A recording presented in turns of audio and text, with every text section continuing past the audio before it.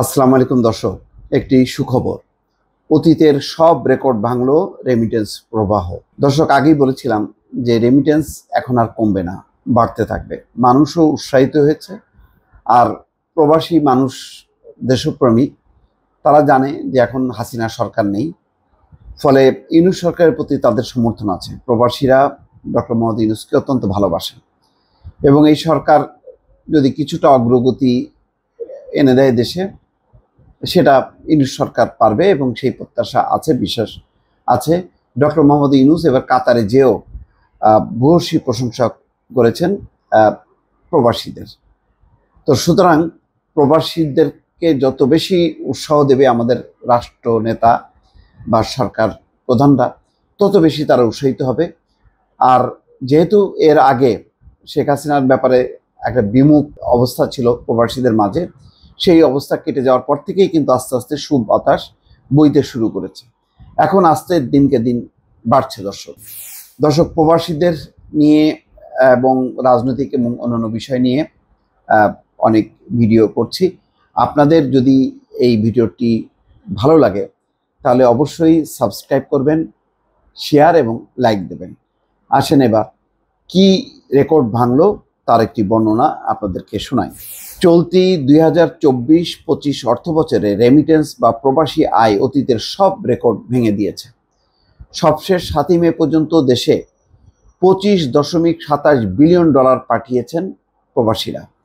এর আগে দেশের সর্বোচ্চ প্রবাসী আয় এসেছিল 2020-21 অর্থ বছরে $24.77 বিলিয়ন। সোমবার বাংলাদেশ ব্যাংক এই তথ্য জানিয়েছে। বাংলাদেশ ব্যাংকের হিসাব অনুযায়ী জুলাই 2023 থেকে 7 মে 2024 পর্যন্ত দেশে রেমিটেন্স এসছে $19.72 বিলিয়ন। আর চলতি অর্থ বছরের 7 মে 2025 পর্যন্ত রেমিটেন্স এসছে $25.27 বিলিয়ন। এই মাসে প্রথম 7 দিনে এসছে $735 মিলিয়ন, যা গত বছরের একই সময়ের তুলনায় 22.3% বেশি। সে সময় এসেছিল $601 মিলিয়ন। দর্শক, বুঝতে পারছেন যে বাইরের শ্রম বাজারের অবস্থা কিন্তু নড়বড়ে, তারপরও বাড়ছে। এর মধ্যে মধ্যপ্রাচ্যের অবস্থা খারাপ ছিল, অন্যান্য দেশ রেমিটেন্সে পিছিয়ে গিয়েছিল এবং মার্কিন যুক্তরাষ্ট্র থেকে সবচেয়ে বেশি রেমিটেন্স আসতো।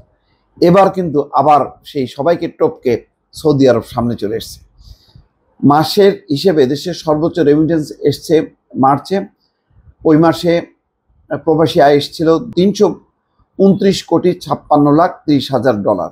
ঈদের পর এপ্রিলে প্রবাসী আয় এসছে $275,19,00,000 মাসের হিসাবে, যা দেশের ইতিহাসে দ্বিতীয় সর্বোচ্চ রেমিটেন্সের রেকর্ড। এর মধ্যে সবচেয়ে বেশি রেমিটেন্স এসছে সৌদি আরব থেকে। এরপর শীর্ষ 10 দেশের তালিকায় আছে সংযুক্ত আরব আমিরাত সেকেন্ড, যুক্তরাষ্ট্র তৃতীয়, যুক্তরাষ্ট্র মাঝখানে 1 নম্বরে ছিল, তারপরে যুক্তরাজ্য, Malaysia, Kuwait, Italy, Oman, Singapore, Qatar. বিদায়ী এপ্রিলে সৌদি আরব থেকে রেমিটেন্স এসছে $49,14,20,000। দ্বিতীয় সর্বোচ্চ $37,21,70,000 এসছে সংযুক্ত আরব আমিরাত থেকে। যাই হোক, এই ব্যাপারে আর কোনো সন্দেহ নেই যে রেমিটেন্স আসছে, কিন্তু প্রশ্ন হলো যে এর প্রতিদানে আমরা প্রবাসীদেরকে কি উপহার দিচ্ছি। এই যে এখনো প্রবাসীদের ভোটাধিকার আমরা নিশ্চিত করতে পারি নাই। তারপরে প্রবাসীদের যে পাসপোর্ট নবায়ন করা, সেটা কি স্মুথ আমরা করতে পারিনি। তারপরে প্রবাসীদের সবচেয়ে বড় অভিযোগ বিমানে আসতে না পারা, বিমানের টিকিটের উচ্চ দাম। অন্যান্য দেশের প্রবাসীরা যেখানে কম পয়সায় আসা যাওয়া করতে পারেন, আমাদের প্রবাসীদের বেশি টাকা দিতে হয়। তারপরে এয়ারপোর্টে তাদের যে ব্যবস্থাপনা, যাত্রী হয়রানি, যাত্রী ব্যাগের যে অবস্থা দাঁড়ায়, তাতে সব মিলিয়ে কিন্তু এখনও প্রবাসীরা যথেষ্ট পরিমাণ সন্তুষ্ট না। বর্তমান সরকার দফায় দফায় অবশ্য তাদেরকে আশ্বস্ত করছে তাদের ভিআইপি মর্যাদা দেওয়ার জন্য, কিন্তু সেই মর্যাদা এখনও নিশ্চিত করা যায়নি। সবচেয়ে বড় কথা হলো যে আগামী নির্বাচনে যদি প্রবাসীরা ভোট না দিতে পারে তাহলে তারা চরমভাবে হতাশ হবে।